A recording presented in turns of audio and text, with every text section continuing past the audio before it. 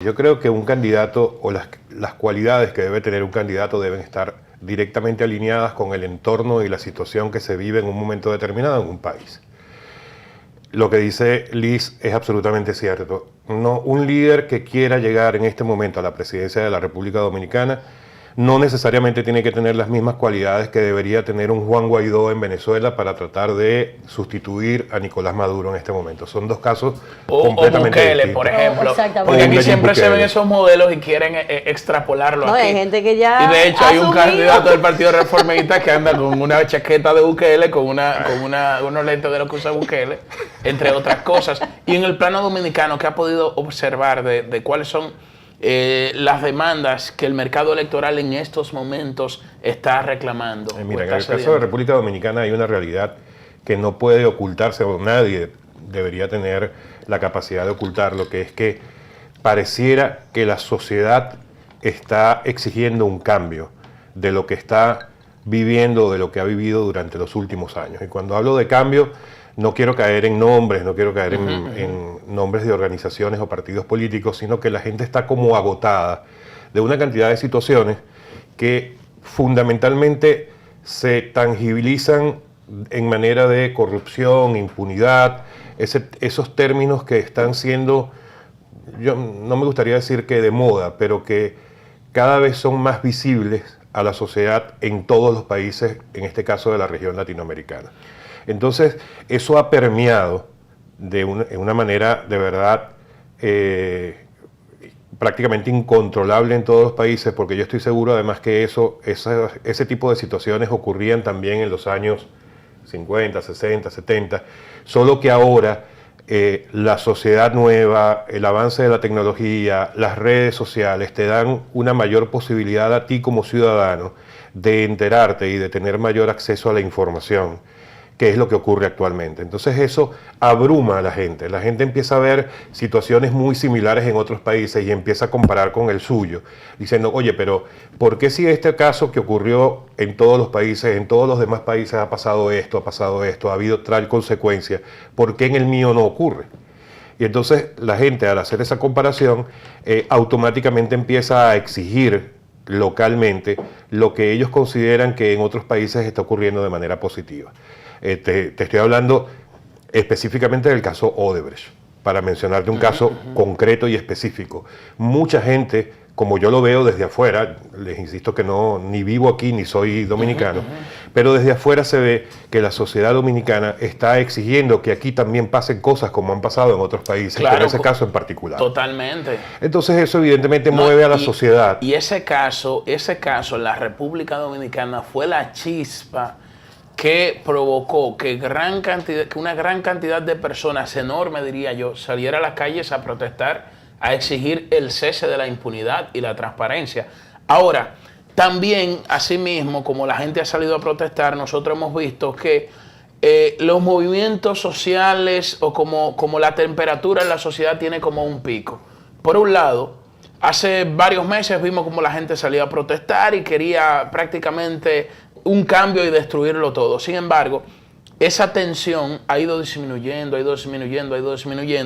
y las fuerzas políticas se han ido recomponiendo. De hecho, aquí se convocó una famosa marcha del millón, que muchos la calificaron como un error, porque al hablar de cantidad de personas, entonces ya entraban en un terreno de conflicto con las organizaciones políticas, que son las que tradicionalmente han movilizado personas, y no fueron ni un 5% de las personas que ellos pretendían llevar. Sin embargo, eso pudiera interpretarse también como una derrota, de que bueno, o sea, ¿cómo eso puede en términos electorales incidir en este momento?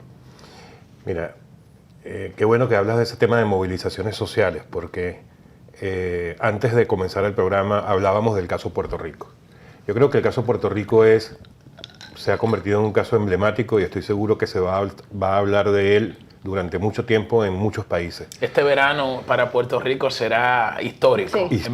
Histórico. Y esta mañana escuchaba un comunicador, por supuesto me reservo el nombre, un comunicador local que criticaba todo lo que había estado ocurriendo en Puerto Rico, porque decía que eso lo habían hecho los reggaetoneros, así utilizaba el término, que cómo era posible que un país se dejara guiar por unos reggaetoneros para ir en contra de la institucionalidad de Puerto Rico. Yo decía, oye, pero qué lamentable ese comentario, cuando la realidad, como yo lo veo al menos, y estoy seguro que los puertorriqueños también lo ven así, la realidad es que no fue que los reggaetoneros fueron los que produjeron eso. El público que ya tenía muchas quejas alrededor de la gestión del gobernador Rosselló, ya venía con un nivel de hartazgo que venía creciendo. Se presentó lo del chat, bueno, evidenció las verdaderas características y virtudes del gobernador y de su entorno. ¿Y qué hizo eso? Que ellos terminaron de agotarse. ¿Cómo es que dicen aquí? De cansarse. No, o hartarse. La copa se derramó. Se derramó la última copa. gota Sí. que derramó la copa. Y no fue que unos reggaetoneros fueron los que movilizaron a la gente se cansó. Evidentemente siempre hay alguien, una voz que es necesaria. Claro, fueron un instrumento. Para guiarla, fueron un instrumento. Claro, un canal. Y lo que hicieron fue no atentar contra la institucionalidad. Al contrario, lo que hicieron fue exigirle a un gobernador con quien ellos no estaban de acuerdo que el gobernador renunciara. Y la institucionalidad funcionó en Puerto Rico al punto de que él renunció y se siguieron todas las normas que debían seguirse. Apenas ayer asumió finalmente quien debía asumir por constitución, por bueno, pero hay un limbo ahora mismo, porque asumió Pedro Pierluisi, pero el Senado lo anuló. O sea, el Senado ante el recurso que sometió a la Suprema Corte lo anuló. Entonces ahora... pero ya anoche asumió quien definitivamente Wanda Vázquez. Pero están exigiendo ahora su reclamo también en las calles. O sea, es como un círculo... eso está como complicado. La serie de Netflix, señor. El de Cine Claro, Survivor, le tocó a Wanda, vamos a ver qué tiempo dura. Exacto. Pero fíjate que pero funciona. sabes que yo voy claro, está funcionando. Yo voy de la mano totalmente con el comentario de Alexander, porque es una realidad que nosotros tenemos, y lo hemos hablado aquí en el programa, que hay que felicitar al pueblo puertorriqueño, porque realmente salieron a la calle y lograron su objetivo, sea quien hayan nombrado o sea quien sea que vaya a tomar posesión. Mira, ¿quién puede cuestionar lo que yo vi hace ya unos cuantos años de cómo funcionó la campaña del 4%? A favor de la educación. Yo creo que eso no lo puede cuestionar nadie. No, nadie, claro. O sea, eso fue una verdadera movilización social que logró algo que nadie hubiera pensado. Totalmente. De hecho, muchos analistas políticos atribuyen un grave error en ese momento de quien era presidente de Leonel Fernández, porque cuando la gente exigía un 4% para la educación, que estaba contemplado en una ley que había aprobado su propio gobierno, él dijo, bueno, no le podemos dar un 4 porque hay otros países que han invertido más en educación y sin embargo no han logrado mejorar la calidad de la misma. Y comenzó a justificar las razones de por qué no se invertía eso. Y ahí fue que se produjo una ruptura entre él y un segmento importante de la clase media y la clase media alta de la sociedad dominicana que comulgaba y simpatizaba con él. En ese transcurso, eso es real. Leonel Fernández no apoyó esa movilización que se hizo a favor del 4%.